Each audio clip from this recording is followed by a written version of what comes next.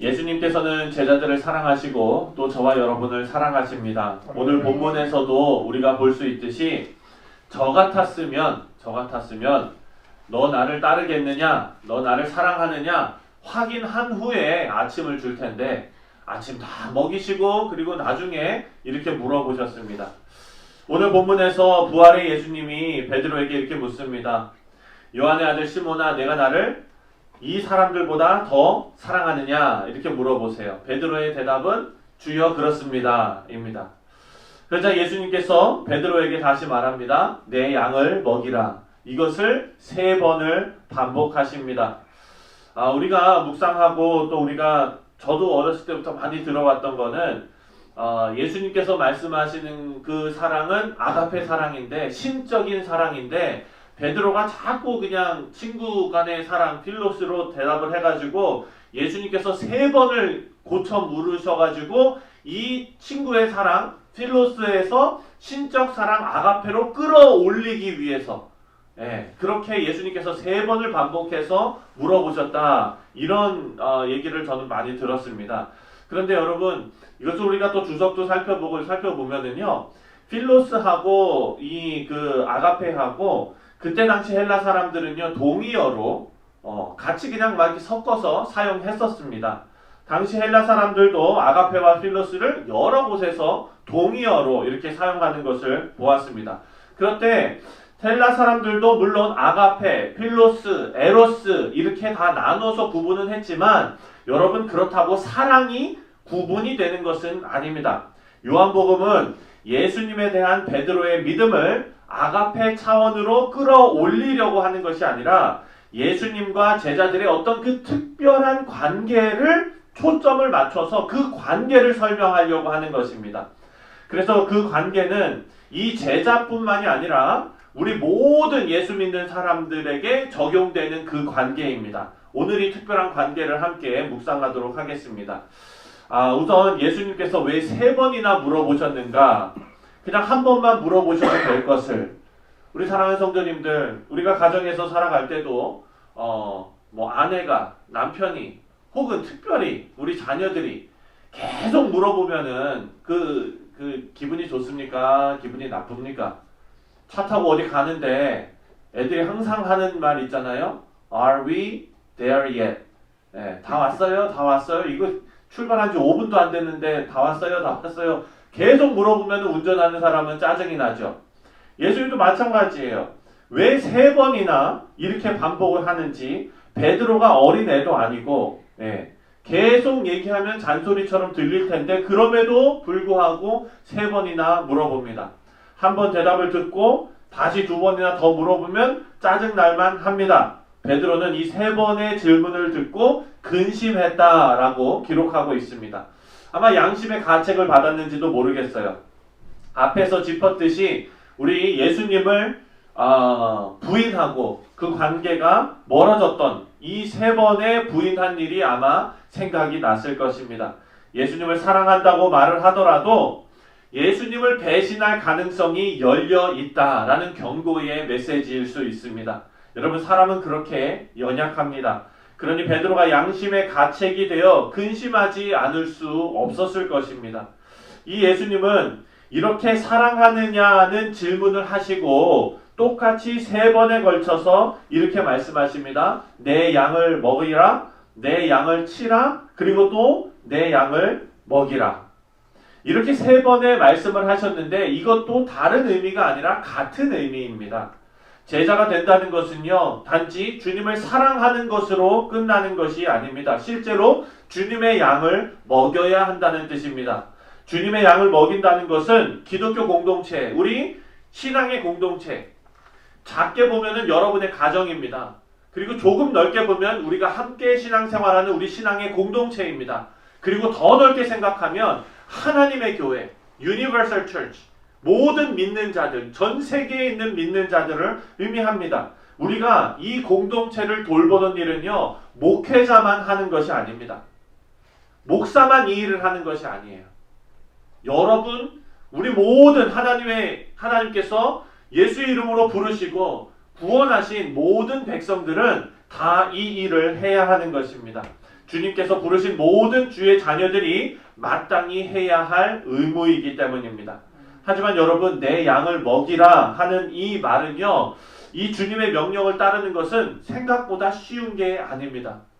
맨날 밥 사준다고 먹이는 거 아닙니다. 아무리 잘하려고 해도 마음을 단단히 먹고 그렇게 해도 잘 되지 않는 것이 바로 이것입니다. 사도들이 직접 목회하던 초기 교회에도요, 문제가 참 많았습니다. 사도의 권위가 늘 유지되는 것도 아니었습니다. 사도들을 적대적으로 대하는 사람들도 많았습니다.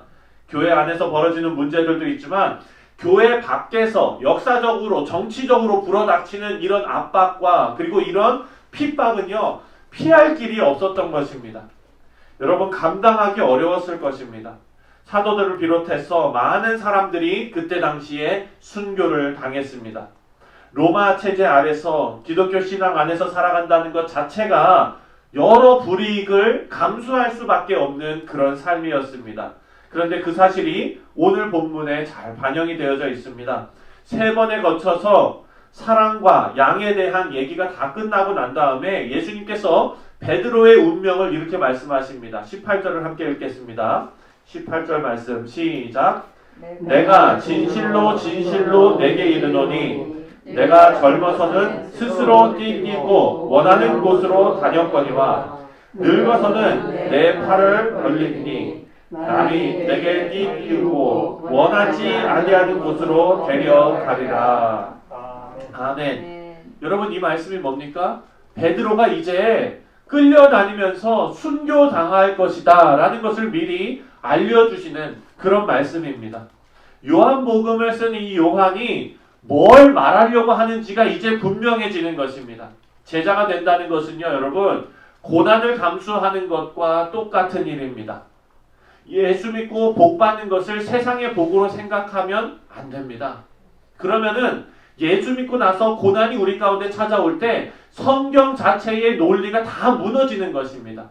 사랑하는 성도님들, 예수 믿고 나서 고난 받을 수 있습니다. 그러나 그 고난은 영광스러운 고난입니다.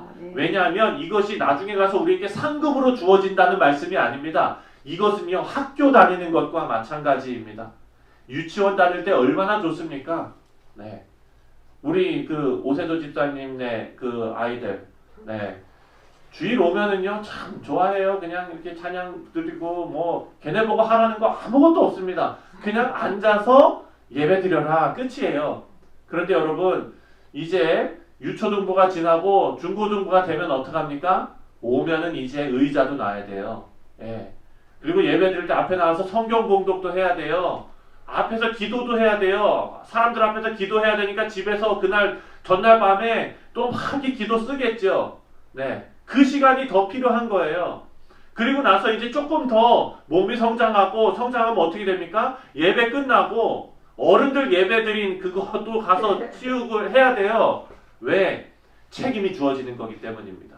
사랑하는 성도님들, 우리가 예수 믿고 나서 고난이 우리 가운데 오는 것은요, 하나님께서 우리에게 자꾸 초등학교에서, 유치원에서 초등학교, 중학교, 고등학교, 대학교, 대학원, 박사과정에 이르기까지 하나님께서 영광의 그 자리에 이르기까지 우리를 계속해서 훈련시켜 나가시는 겁니다. 그러면 우리에게 영광스럽습니까? 영광스럽지 않습니까? 영광스러운 일입니다. 그래서 예수님은요, 공생의 초창기에 갈릴리 해변에서 어부로 살던 베드로와 안드레 형제를 부르십니다. 그리고 부르시고 뭐라고 말씀하십니까? 나를 따르라. 아멘. 여러분, 주님을 따르시겠습니까? 아멘. 아멘. 아멘. 여러분, 이 부르심에 이미 베드로도 그리고 이 주어진 이 제자들의 운명이 다 포함되는 것입니다. 예수님을 따른다는 것은 예수님과 운명 공동체가 되겠다는 결단입니다. 그래서 예수님의 운명은 뭡니까? 바로 우리가 묵상해온 십자가와 부활입니다. 우리도 그 운명에 묶인 것입니다. 그 십자가의 고난 없이는 부활의 영광도 없는 것이죠. 십자가의 고난은 피하고 부활의 영광에만 참여할 수 없습니다. 다 아는 이야기 아닙니까, 여러분? 그런데 실제로 저와 여러분의 삶과 거리가 있다고 느껴지지 않으십니까? 고난은 싫고, 영광은 좋고, 어려운 것은 싫고, 풍요로운 것은 좋고. 그렇다면 여러분, 우리는 예수의 제자가 될 수가 없습니다. 그런데 사실을 제자로 산다는 것과 고난은 많은 기독교인들에게 실제적인 문제로 사실 다가오진 않습니다.